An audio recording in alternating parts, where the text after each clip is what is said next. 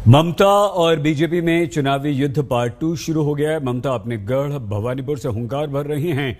उपचुनाव के लिए तो बीजेपी नंदीग्राम की तरह भवानीपुर में ममता को घेरने की तैयारी में है। पार्टी ने ममता के विरुद्ध महिला उम्मीदवार प्रियंका टिब्रेवाल को उतार दिया है और अपनी पूरी फौज प्रियंका के प्रचार में उतार दी।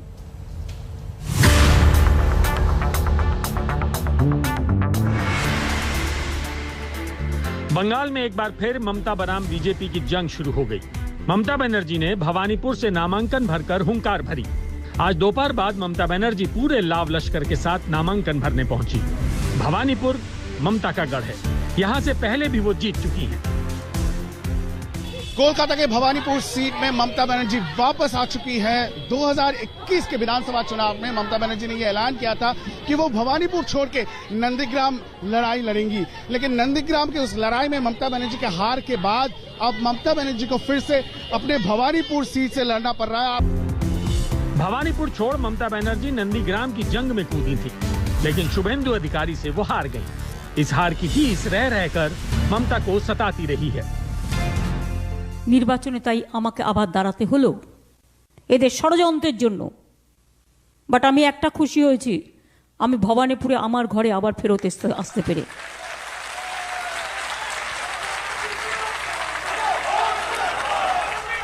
নিশ্চয়ই ভবানীপুরের মানুষ মনে প্রাণে চেয়েছিলেন যে আমি ভবানীপুরেই থাকি। बीजेपी भवानीपुर को भी नंदीग्राम बनाने पर तुली है। पार्टी ने ममता के खिलाफ महिला उम्मीदवार प्रियंका टिब्रेवाल को उतारा। प्रियंका विधानसभा चुनाव भी लड़ चुकी हैं।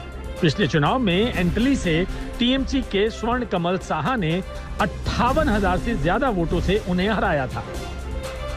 लड़ाई तो मैंने आपको लड़ करके दिखा दी कि लड़ाई लड़ने में मैं पीछे हटने वालों में से नहीं हूँ, चाहे वो सरकार के विरोध में हो या किसी भी तरह हो। और वो लड़ाई लड़ करके हमने जीती है और जनता के लिए वो लड़ाई हमने जीती है, क्योंकि मैं ये कहना चाहती हूँ कि मुख्यमंत्री जो है वो पूरे राज्य की मुख्यमंत्री है। वो उन लोगों की भी मुख्यमंत्री थी जिन लोगों को जान से मारा गया। वो उन औरतों की भी मुख्यमंत्री थी जिनकी इज्जत लूटी गई, बलात्कार किया गया। और वो उन लोगों की भी मुख्यमंत्री थी जिनको घरों से बेघर कर दिया गया। तो क्यों खामोश थी मुख्यमंत्री? तो आज पश्चिम बंगाल की जनता को ये तय करना है कि ये चुनाव वो सिर्फ किसी को इसलिए जिताते हैं कि वो मुख्यमंत्री बनी रह सके और इस तरह का वायलेंस चारों तरफ फैल सके, या वो उसका साथ देंगे जिसने इस लड़ाई में उनके साथ बराबर से जो खड़ा रहा और उनके लिए वो लड़ाई लड़ी। भवानीपुर में बीजेपी को घेरने के लिए सांसद अर्जुन सिंह के नेतृत्व में टीम बनाई गई है। अर्जुन सिंह को पर्यवेक्षक बनाया गया है। 2 सह पर्यवेक्षक ज्योतिर्मय सिंह महतो और सौमित्र खान होंगे, जबकि प्रचार कमेटी का अध्यक्ष रुद्रनील घोष को बनाया गया है। बीजेपी ने स्टार प्रचारकों की लिस्ट भी जारी कर दी, जिनमें 2 केंद्रीय मंत्री स्मृति ईरानी और हरदीप पुरी शामिल हैं। इस लिस्ट में शाहनवाज हुसैन और मनोज तिवारी भी शामिल हैं। बीजेपी स्ट्रांग है, वो मुख्यमंत्री को बीजेपी हराया एक बार, दोबारा हराने में क्या है? हार जीत तो बाद में होगा। भारतीय जनता पार्टी एक पार्टी के रूप में वहां लड़ाई करेगा। ममता बनर्जी को एक इंच के लिए लड़ना पड़ेगा। बीजेपी ने भवानीपुर पर पूरा जोर लगाने के लिए हर वार्ड की जिम्मेदारी एक विधायक को सौंपी है। 8 वार्डों में 8 विधायक मुस्तैद होंगे। प्रेमा राजाराम के साथ इंद्रजीत कुंडू, कोलकाता, आज तक।